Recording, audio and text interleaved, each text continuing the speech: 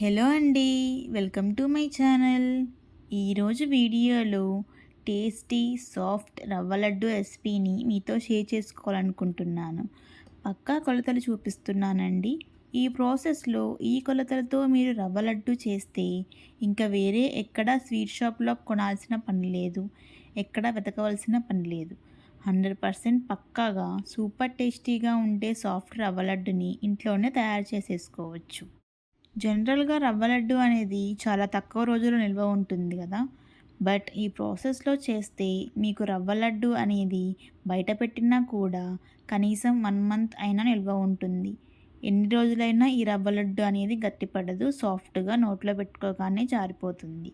ఈ రవ్వ లడ్డు రెసిపీని ఎవరైనా ఈజీగా ఇంట్లోనే ప్రిపేర్ చేసేసుకోవచ్చండి. ఇక ఆలస్యం చేయకుండా ఈ మృదువైన రవ్వ లడ్డుని ఎలా తయారు చేసుకోవాలో చూసేద్దాం. ఈ రవ్వ లడ్డు కోసం ముందుగా స్టవ్ మీద ప్యాన్ పెట్టుకొని ప్యాన్లోకి ఒక స్పూన్ వరకు నెయ్యిని వేసుకోండి. నెయ్యి కరిగిన తరువాత ఇందులోనే పావు కప్పు దాకా జీడిపప్పు, కిస్మిస్ వీటిని కలిపి వేసుకొని దోరగా వేయించుకోండి.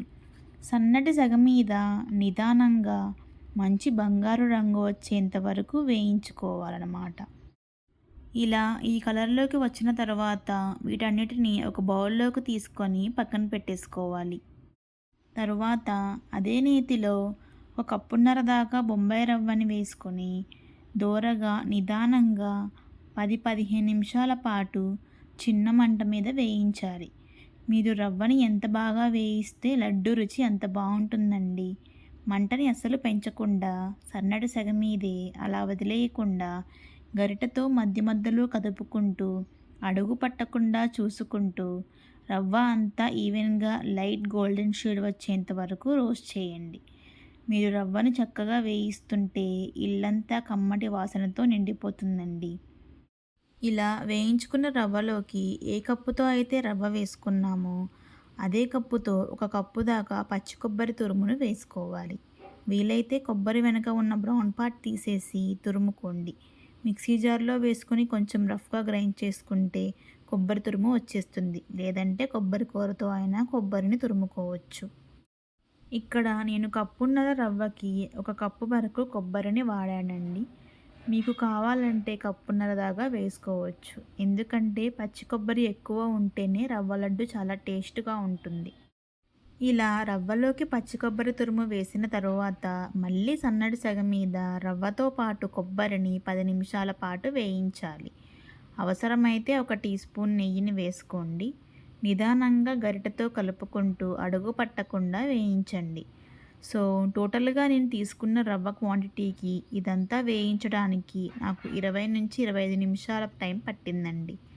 ఇలా దోరగా కమ్మని వాసన వచ్చేంత వరకు వేయించుకున్న తర్వాత స్టవ్ ఆపేసి డ్రై ఫ్రూట్స్ని కూడా ఒకసారి వేసి బాగా కలుపుకొని పక్కన పెట్టేసుకోవాలి.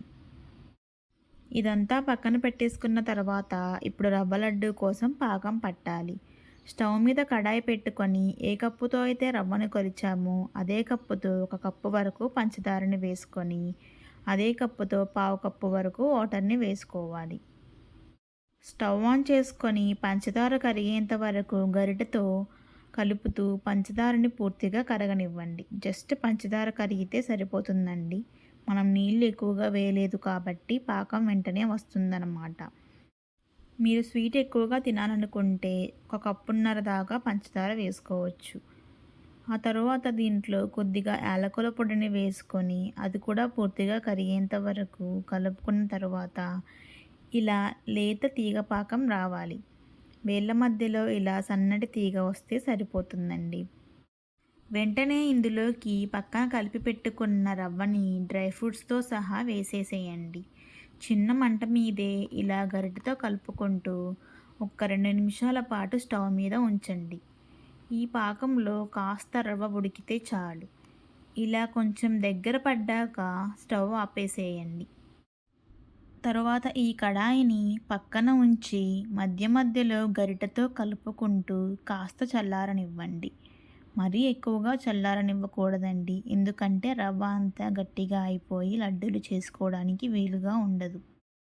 ఒక 5 నిమిషాలకి మనం చేత్తో పట్టుకోవడానికి వీలుగా ఉండేటట్టు చల్లారిపోతుంది. అంతవరకు చల్లారబెడితే చాలు. చూసారు కదా, ఇలా కొద్దిగా చల్లారిపోతే చాలు. ఆ తర్వాత చేతికి కొద్దిగా నెయ్యిని రాసుకొని లేకపోతే ఆయిల్‌నైనా రాసుకోవచ్చు. చేత్తో ఇలా మ్యాష్ చేసుకుంటూ లడ్డూల కింద చుట్టేసుకోవడమే.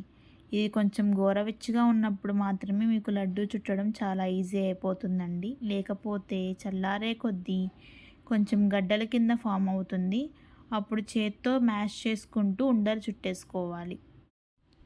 ఇలా కొద్ది కొద్దిగా రవ్వని తీసుకుంటూ ఉండలు చుట్టుకుంటూ ఒక బౌల్లోకి తీసుకొని పక్కన పెట్టేసుకోవాలి.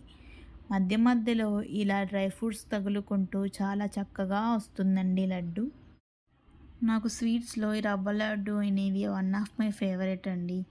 అందుకని ఇంట్లోనే ఈజీగా ప్రిపేర్ చేసుకున్నాను. మీకు ఒక డౌట్ రావచ్చు. అదేంటంటే పచ్చి కొబ్బరి తురుమును వేసాం కదా, ఎలా నిల్వ ఉంటుంది అంటే, మనం పచ్చి కొబ్బరి తురుముని రవ్వతో పాటు బాగా రోస్ట్ చేసాం కదా, అప్పుడు అందులో ఉన్న తేమ అంతా పోతుంది. సో, ఎక్కువ రోజులు నిల్వ ఉంటుందన్నమాట. ఇలా రవ్వని అంతా లడ్డూల కింద చుట్టేసుకున్న తర్వాత ఇలా ఎయిర్‌టైట్ కంటైనర్ బాక్స్‌లో ఉంచేసి నిల్వ ఉంచుకుంటే ఎన్నటికీ పాడు కాకుండా ఉంటుందండి.